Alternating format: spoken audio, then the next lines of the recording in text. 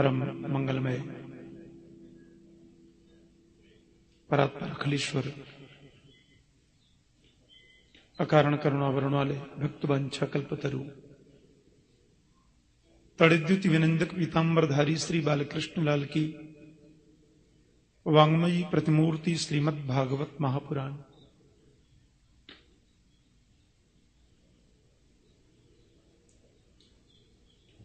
परम वंदनीय संत स्वामी श्री विद्यानंद जी महाराज की पवित्र सन्निधि में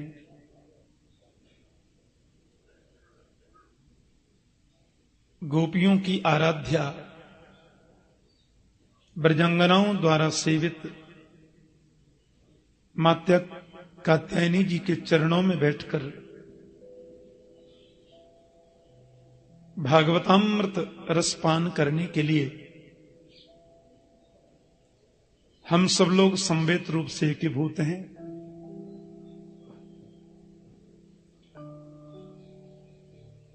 महात्म्य का वर्णन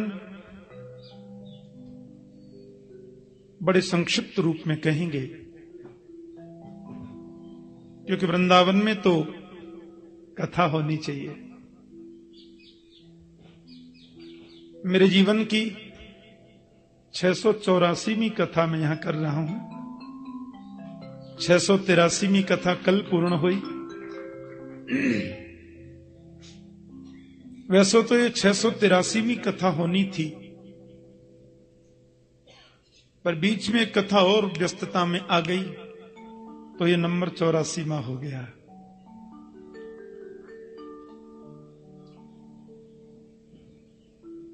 बहुत बड़े बड़भागी होते हैं वे लोग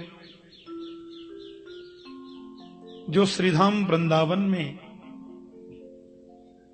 कथा रस सुधापान करने का अवसर प्राप्त कर पाते हैं।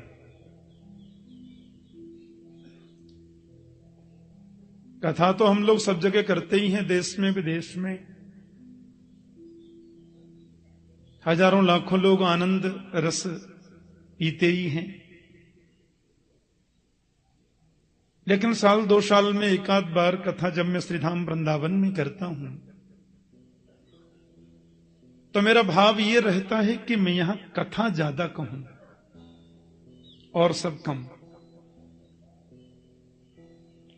और क्योंकि श्री श्री मां कात्यायनी के चरणों में बैठकर हम लोग कथा सुनेंगे और सुनाएंगे, इसलिए मेरा प्रयास होगा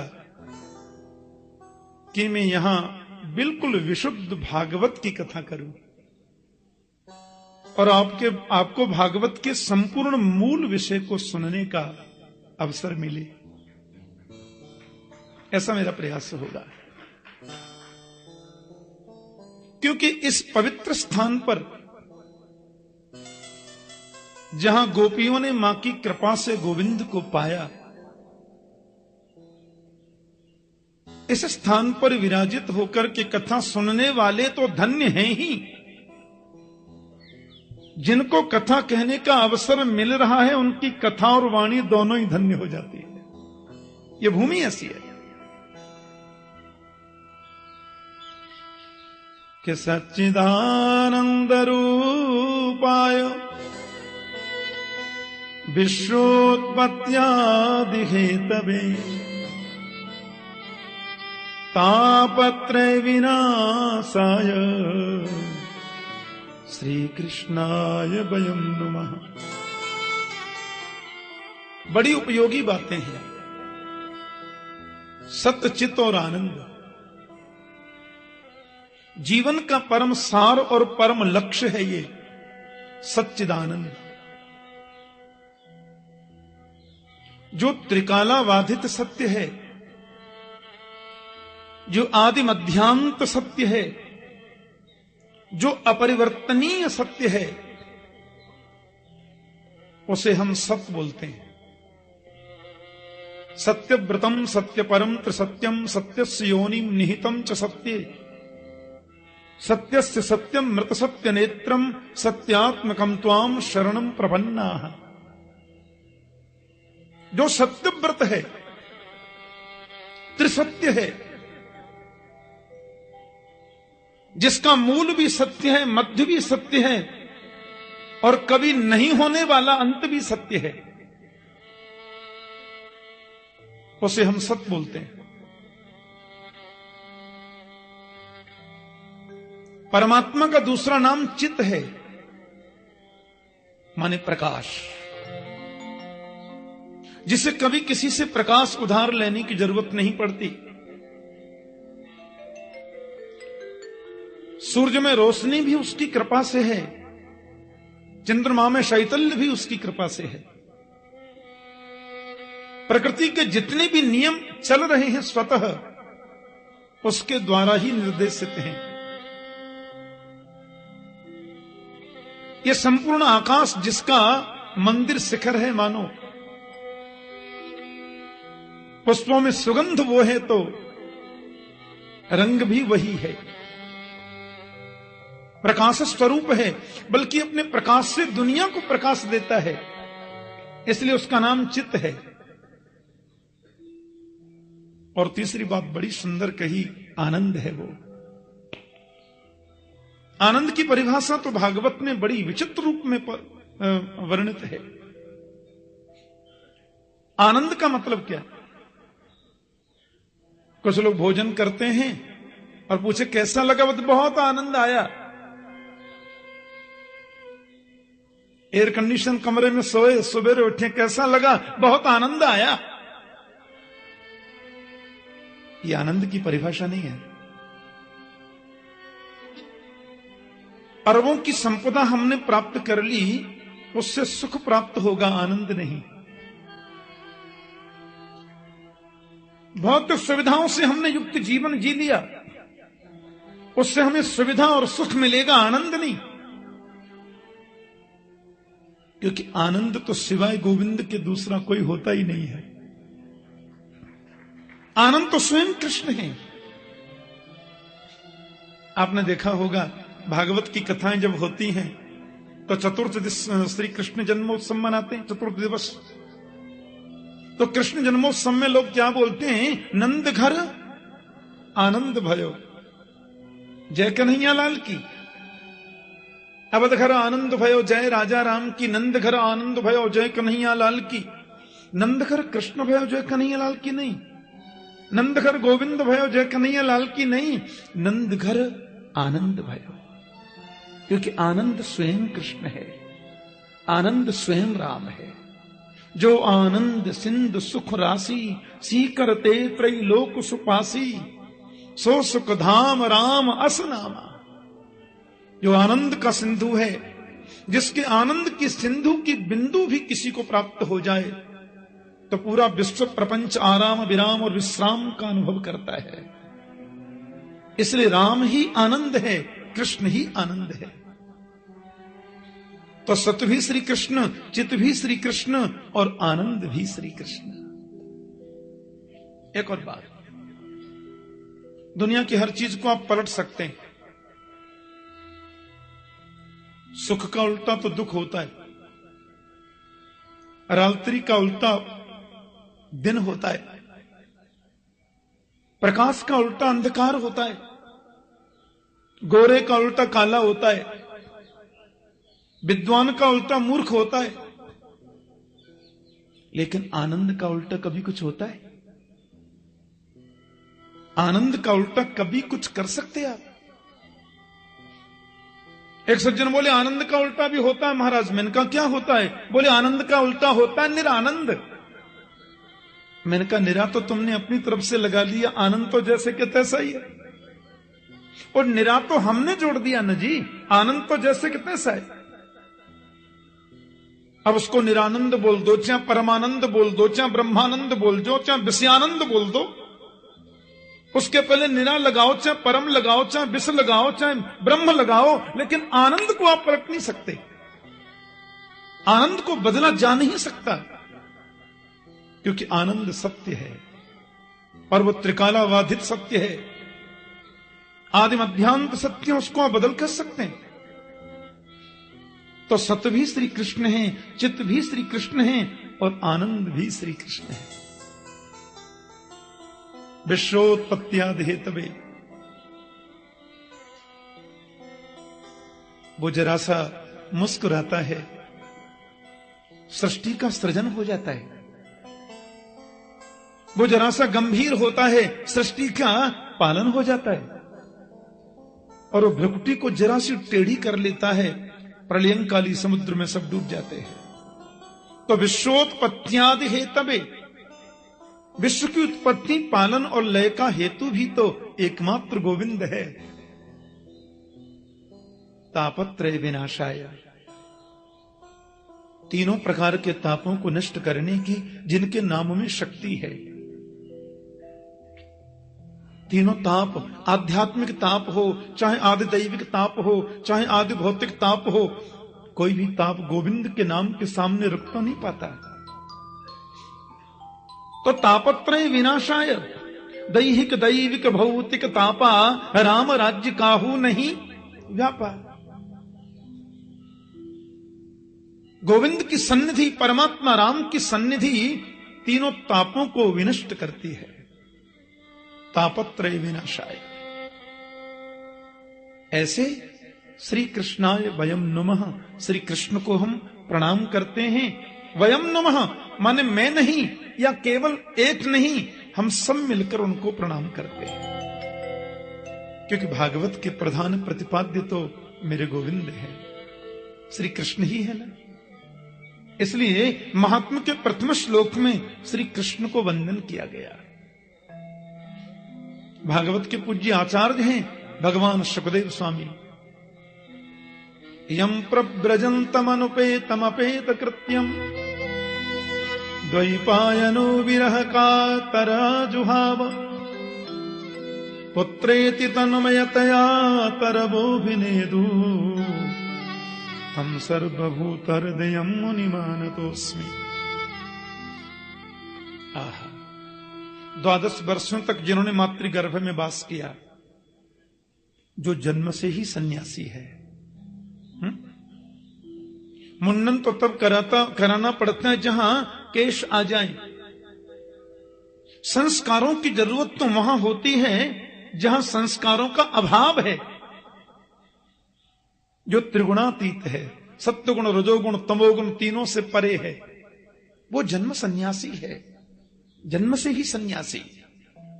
12 वर्षों तक मातृगर्भ में समाधिस्थ रह करके जिसने भागवत चिंतन किया और संन्यस्त गच्छन्तम, जन्म लेती जो संन्यास लेकर वन की ओर प्रस्थान कर रहा है। 16 वर्ष की जिसकी अवस्था, जन्म के तुरंत बाद जो 16 वर्षीय प्रतीत हो रहे हैं, श्याम वर्ण की जिनकी दिव्यंग कांति है, बड़ा अद्भुत जिनका आभा मंडल है, लंबी भुजाएं हैं, चौड़ा दिव्य वक्षस्थल है, जो दिगंबर हैं, दिगंबरम वक्त्र विकीर्ण केशम। भगवान शुकाचार्य आगे आगे जा रहे हैं और महर्षि वेदव्यास जिनको लौटाने का सतत प्रयास कर रहे हैं। लेकिन व्यास जी पुत्र पुत्र कहकर के बोल रहे तो वृक्ष अविनेदु, वृक्षों ने कहा आप किसको पुत्र कहते हैं महाराज? कितनी बार ये आपका पुत्र बन चुका, आप इसके पुत्र बन चुके, कौन जानता है। व्यासी महाराज ने भी जब ये जाना कि वास्तव में ये तो सर्वभूत हृदय है, ये तो भगवत स्वरूप है, तो वे लौट करके चले गए। तम सर्वभूत हृदयम मुनिमानतोस्मि। ऐसे भगवान शुकदेव के चरणों में हम बार बार प्रणाम करते हैं, बार बार वंदन करते हैं। मां कात्यायनी के चरणों में बैठ करके हम लोग इस अमृत रससुधा का पान करने के लिए एकत्रित हैं। ऐसे ही पुराण की कथा के लिए एक बड़ी सुंदर भूमि बताई शास्त्रों में, उसका नाम है नैमिषारण्य। 88,000 संत जन विराजमान थे, जिनका जीवन ही कथा है। एक पुराण की कथा पूरी हुई तो दूसरी प्रारंभ। आपस में चर्चा करते हैं, कभी किसी को वक्ता बना करके बैठ जाते हैं। लेकिन आज अपने नित्य के कर्मों से निवृत्त होकर के वो ऋषि जन जब बैठे थे, शौनकादि बोलते हैं उन्हें, उनके मध्य में आदरणीय सूत जी महाराज पधारे। वे ऋषि तो बड़ी लंबी उम्र वाले हैं, कोई 1000 वर्ष के हैं, कोई 10,000 वर्ष के हैं, कोई लाख वर्ष के हो गए। और आश्चर्य की बात यह है कि वो सभी ब्राह्मण हैं। आज उनकी कथा के मंडप में, उन ऋषियों की मंडली के मध्य में बिल्कुल एक युवा संत आया। महर्षि वेदव्यास के परम प्रिय शिष्य, भगवान शुक्राचार्य के गुरु भ्राता। और आश्चर्य की बात यह है कि ये ब्राह्मण नहीं है। प्यार से बोलो जय श्री कृष्ण। अब देखो, ये तो आपको ध्यान रखना पड़ेगा 8 दिन पूरा, कि कुंभकर्ण की पत्नी श्रीमती निद्रा देवी जो हैं, वो कथा में थोड़ा गड़बड़ तो करती। हाँ, एक माता तो मेरे से बोली, ठाकुर जी थे इतनी सोनी कथा बाँचो थाने के बताऊं महाराज। मैंने कहा क्या अच्छा लगता है आपको कथा में? बोले मैं 2-2 गोली नींद की खाऊं तो माने नींद को नहीं आवे। थारी कथा में तो बैठते ही माने ऐसी चोखी नींद आवे थाने के बोलूं महाराज। मैंने कहा किसी काम में तुमने मुझे पास तो किया माता। वो जरूर आती है। हाँ, श्रीमती निद्रा।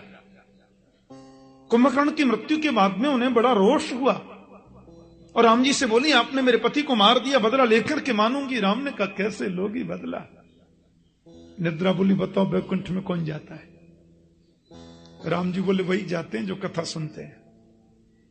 निद्रा बोली, यही तो तरीका है। जहां भी कथा हो रही होगी वहां श्रोताओं के सिर पे जाके मैं आसीन हो जाऊंगी। बेचारे व्यास जी कथा सुनाते रहेंगे, श्रोता झोंका लेते रहेंगे। कोई सुनेगा ही नहीं तो बैकुंठ जाएगा ही नहीं, तो खाली गोदाम में तो ताला लगवाना ही पड़ता है ना जी। राम ने कहा बरोबर है देवी, लेकिन अपन भी एक नियम लगा देंगे। बोले क्या? कि हर 5 मिनट बाद जय श्री कृष्ण बुलवा दिए करेंगे। वो जरूर आती है। तो 8 दिन का ये अनुष्ठान है हमारा, उसमें आकर वो विघ्न न कर दें, इसलिए जय श्री कृष्ण जरूर याद रखा करें। हाँ, माता के चरणों में बैठे हैं और जय श्री कृष्ण बोलेंगे तो मुझे एनर्जी मिलती रहेगी। बोलो जय श्री कृष्ण। हाँ, शारीरिक थकान तो होती ही है, लेकिन जय श्री कृष्ण से करंट मिलता है। अब उन शौनकादि ऋषियों ने आदरणीय सूत जी को देखा, सब खड़े हो गए। पधारिए, बहुत कृपा की आपने। अब देखो महाराज, वो तो उनको प्रणाम कर रहे हैं और वो उनको प्रणाम कर रहे हैं, दोनों के सामने लेट रहे हैं। नहीं आप ये क्या कर रहे हैं महाराज? मुझे बहुत शर्म आती है, बड़ा संकोच लगता है। आप लोग सब महान मनीषी हैं, तत्वज्ञ विद्वान हैं, अवस्था में भी मुझसे बहुत बड़े हैं, और इस प्रकार से आप मेरा स्वागत करते हैं। एक बात कहूं, संत वही सबसे श्रेष्ठ है जो अपने को कभी संत समझे ही नहीं। ज्ञानी वही सबसे ऊंचा है जो किसी को अज्ञानी न समझे। ज्ञानी वही सबसे ऊंचा है। और गुरु वही सबसे उत्तम है जो अपने को कभी गुरु मानता ही नहीं। बोलो जय श्री कृष्ण। धन वृद्धा, बल वृद्धा, आयु वृद्धा तथैव च ते सर्वे ज्ञान वृद्धस्य किंकराह शिष्य किंकरा। कोई बल में बड़े होते हैं,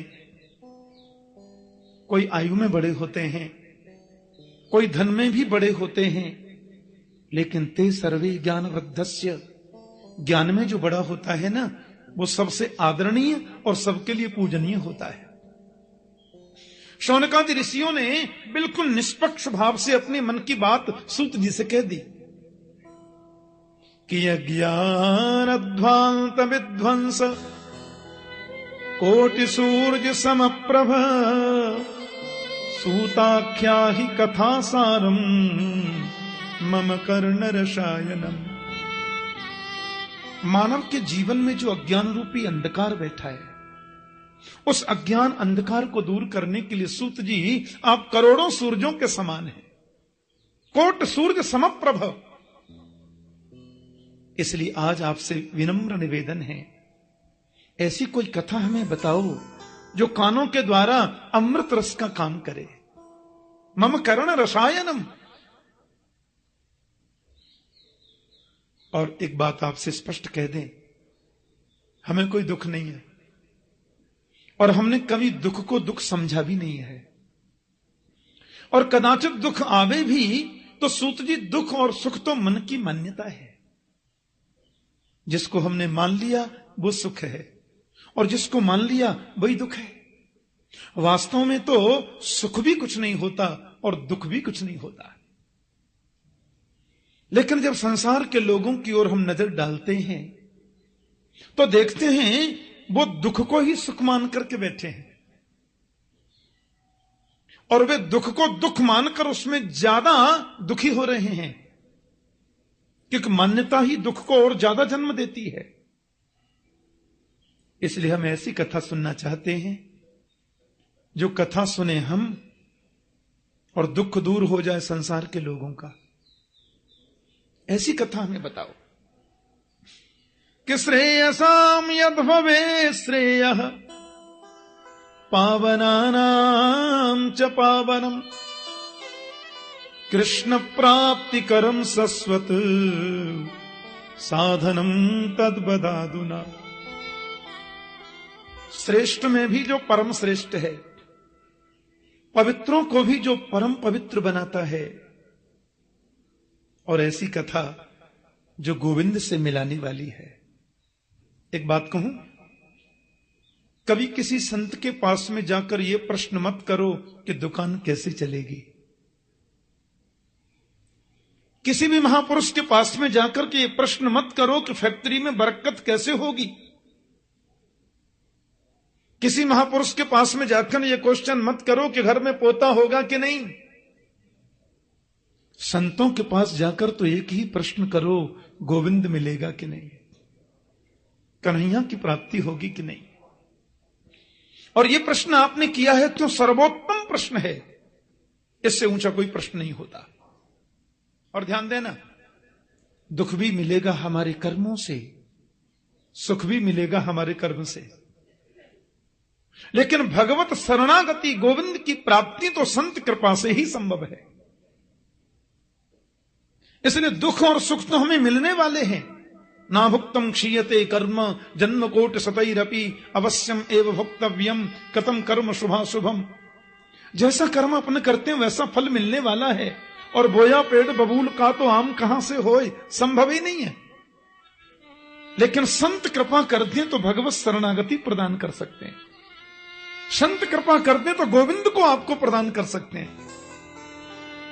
इसलिए महापुरुषों के पास में जाकर यदि प्रश्न करना है तो यही प्रश्न करो, कृष्ण प्राप्ति करम शाश्वत साधनम तद्बदाधुना। ऐसा साधन बताइए जो कृष्ण की प्राप्ति कराने वाला हो।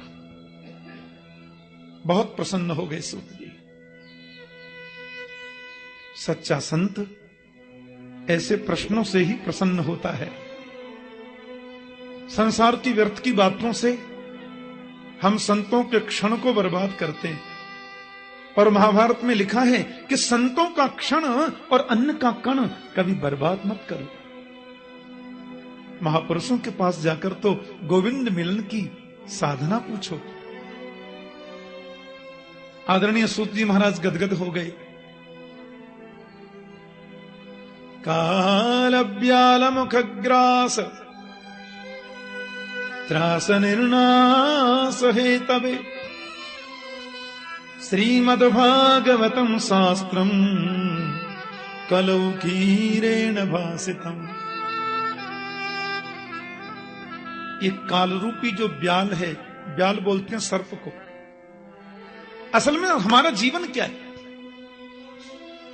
एक बहुत बड़ा अजगर सांप है और अपना मुंह खोल करके पड़ा हुआ है। अब मैं उस अजगर सर्प के मुंह के अंदर बैठा हूं, तो मेरा जीवन सुरक्षित कब तक है? जब तक वो सर्प अपना मुख बंद ना कर ले। उसने मुख बंद किया, यहां राम नाम सत्य हो गई। एक पल भी जिस मानव के जीवन का भरोसा नहीं है, उसको भी शीघ्र गोविंद से मिलाने की सामर्थ्य किसी में है तो केवल भागवत की कथा में ऋषियों। देवताओं को भी इस कथामृत को पान करने का कभी कभी अवसर नहीं मिलता है। राजर्षि परीक्षित को भगवान सुखदेव कथा सुना रहे थे, सब लोग जानते हैं प्रसंग। अमृत सुधा को लेकर के देवता लोग आए, कलश सामने रखा और बोले परीक्षित को जो आप अमृत पिला रहे हैं कथामृत वो हमें दे दीजिए, और इस भागवतामृत को परीक्षित को पिला हमको दे दीजिए, और ये स्वर्ग का अमृत परीक्षित को प्रदान करें, तो सर्प भय से परीक्षित को मोक्ष मिलेगा और संसार भय से हमें मुक्ति मिलेगी। सुखदेव जी बोले कर तो देता, पर देवताओं ने जो भागवतामृत की तुलना स्वर्ग के अमृत से करी, ये मुझे प्रिय नहीं लगा। देखो तो स्वर्ग का अमृत है क्या? हमने यहां सकाम अनुष्ठान किया, बड़े यज्ञ किए, दान किए, धर्मशालाएं बनवाई, कुएं बनवाए, और वो सब सकाम किया तो उसका फल होता है हम स्वर्ग में जाते हैं, और जब तक हमारी एफडी जमा है हम स्वर्ग में रहते हैं। और तेतम भुक्त्वा स्वर्गलोकम विशालम क्षीणे पुण्ये मर्त्यलोकम विशंति, जैसे ही पुण्य क्षीण हुआ हम फिर मृत्युलोक में गिर जाते हैं। तो पुनरपि जननम पुनरपि मरणम पुनरपि जननी जठरे शयनम, बार बार जन्म लेना, बार बार मातृगर्भ में आना, इससे छुटकारा स्वर्ग अमृत पान करने से नहीं मिलता। क्षम तदावीक्ष, ब्रह्मा जी ने राजा परीक्षित के मोक्ष को देखा, पुरा धाता भी विस्मित। ब्रह्मा ने कहा विमान किसका जा रहा, भाई कौन है इसमें? बोले आपको नहीं मालूम? राजा परीक्षित 7 दिन कथा सुनिए ना भागवत के नियम से, बैकुंठ मिल गया। ब्रह्मा ने कहा बाप रे, ये कैसे हुआ? इंद्र महाराज और ब्रह्मा सब एकत्रित हुए, तराजू लिया और एक पल्ले पर दुनिया के साधनों को रखा, और तराजू के दूसरे पल्ले पर केवल भागवत जी को विराजमान किया, और कहते हैं जैसे ब्रह्मा ने तोला तो लघुन्यनानि जातानि गौरवेन इदम महत, अपनी गरिमा से भागवत का पढ़ना नीचे को चला गया, समस्त साधनों का पढ़ना ऊपर को है। क्या मतलब? वजन जिसमें होगा वो नीचे जाएगा। ब्रह्मा ने देवताओं से कहा अरे देवो, ये कोई पोथी नहीं है, ये कोई किताब नहीं है, ये ग्रंथ भी नहीं है, ये तो मेरे गोविंद हैं साक्षात। तेनेयं वांग्मयी मूर्ति प्रत्यक्षा वर्तते हरे, ये तो हरि का वांग्मय स्वरूप है साक्षात। दंडवत करी ब्रह्मा ने, देवताओं को आश्चर्य हुआ। वही कथा मैं आपसे कहूंगा, सूजी करें। नारद जी ने ब्रह्मा जी से श्रवण किया था इसका सविधि, लेकिन सप्ताह श्रवण की विधि क्या है वो सनत कुमारों से सुनी थी। वो क्या है, एक बार नारद जी महाराज दौड़े दौड़े गए, तीव्र गति से जा रहे थे, कुछ चिंतित भी थे। बोलो जय श्री कृष्ण। और विशाला क्षेत्र में बद्रीनाथ धाम में पहुंचे तो सनत कुमारों ने पूछा क्या बात है? कथम ब्रह्मन दीन मुख कुतश्चिंता तुरो भवान, आपको देखने से तो रोने वाला भी हंस जाता है, क्योंकि आप तो आनंद मूर्ति हैं। यो यह श्रद्धस्स एव स, गीता में गोविंद कहते हैं, जिसके प्रति हम श्रद्धा करते हैं धीरे धीरे उस श्रद्धास्पद के गुण हमारे जीवन में आने लग जाते हैं।